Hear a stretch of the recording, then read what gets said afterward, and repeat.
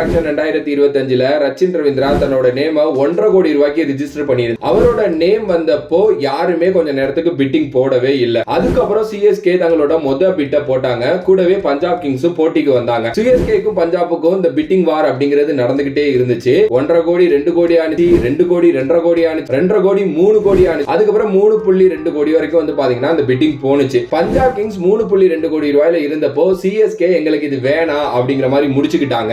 Punjab கிங்ஸ்க்கு Rachin ரவீந்திராவை 3.20 crore கொடுத்துட்டாங்க. பஞ்சாப் கிங்ஸ்ல எல்லார் முகத்திலேயும் அவ்வளவு சந்தோஷம், கைத்தட்டி குதூகலமா இருந்தப்போ குறுக்க சிஎஸ்கே வந்து நாங்க ஆர்டிஎம் போட்டுக்கிறோம் அப்படின்னு சொன்னாங்க. சரி, ஆர்டிஎம் தானே, இவங்க 3.2 கோடி ரூபாய்க்கு மேலேயே பிட் பண்ணல, சும்மா ஒரு 4 கோடியை கேட்டு வைப்போம் அப்படின்னு நினைச்ச நம்ம பிரீத்தி அக்கா 4 கோடிங்க அப்படின்னு சொன்ன உடனே சிஎஸ்கே ஓகே நாங்க ஆர்டிஎம் எடுத்துக்கிறோம் அப்படிங்கிற மாதிரி சொல்லிட்டாங்க. அட பாவிகளா, இதுக்காடா இவ்வளவு நேரம் நீங்க எங்களை பிட் போட வச்சீங்க அப்படின்னு சொல்லிட்டு பிரீத்தி அக்காவோட எக்ஸ்பிரஷன் மட்டும் இல்லாம அந்த டீம் மேனேஜ்மெண்டோட எக்ஸ்பிரஷனுமே இருந்துச்சு.